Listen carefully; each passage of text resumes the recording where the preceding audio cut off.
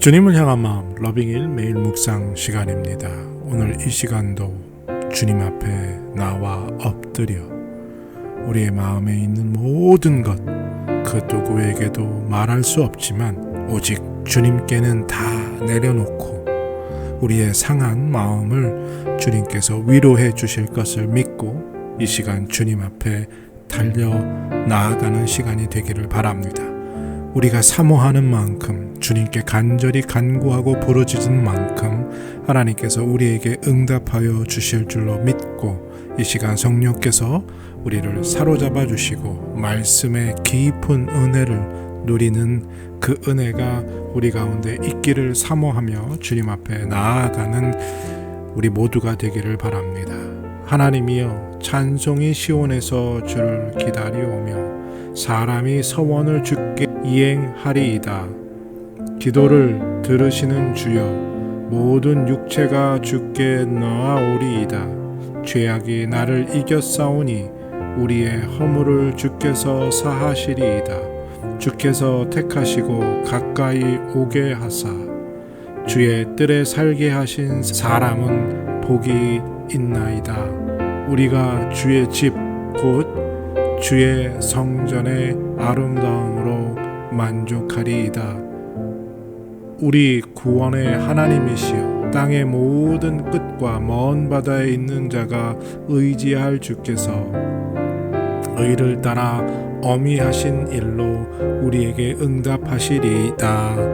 아멘. 주님, 오늘도 주님 앞에 나왔습니다.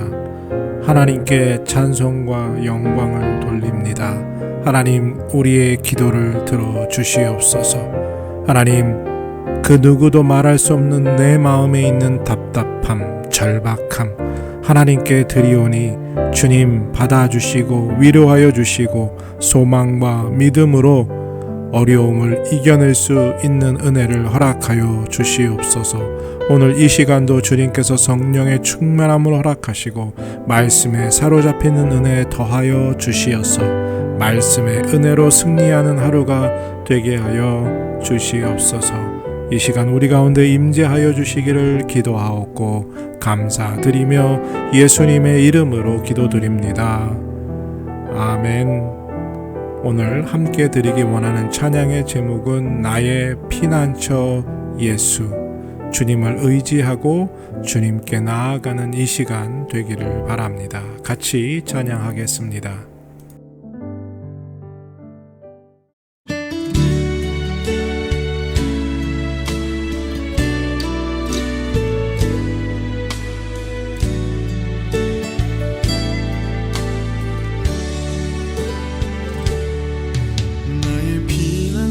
예수 의지해요. 나의 피난처 예수 의지해요. 나의 가는 길에 거센 바람 몰아쳐와도 나의 피난처 예수 의지해요. 나는 영원히 주님 사랑해요. 나는 영원히 주님 사랑해요. 세상 어떤 것도 나의 사랑 끊을 수 없네. 나는 영원히 주님 사랑해요. 아바 사랑하시니 나의 모든 것 주께 드려요. 아바 아버지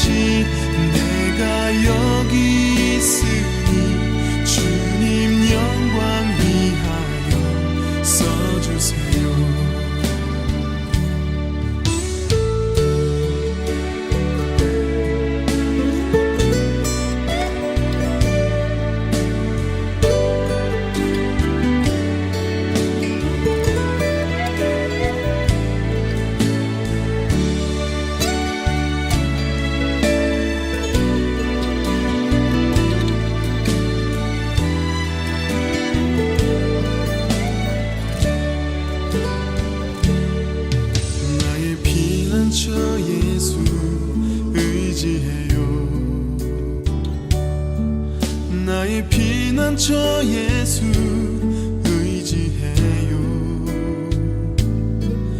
나의 가는 길에 거센 바람 몰아쳐와도 나의 피난처 예수 의지해요.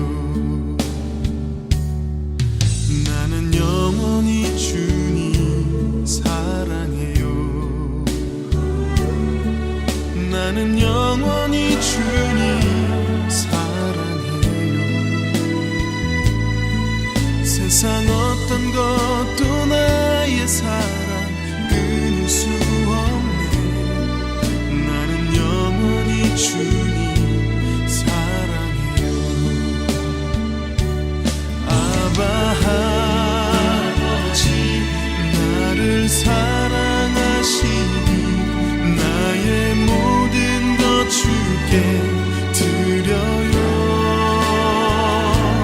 아바 아버지 내가 여기 있으니 주님 영광 위하여 써주세요.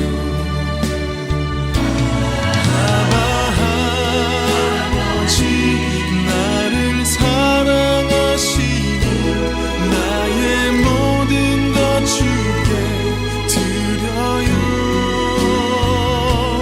아바 아버지 내가 여기 있으니 주님 영광 위하여 써주세요. 아바 아버지 나를 사랑하시니 나의 모든 것 주께 드려요. 아바 아버지 내가 여기 있으니 주님 영광 위하여 써주세요. 주님 영광 위하여 써주세요. 주님 교회 위하여 써주세요.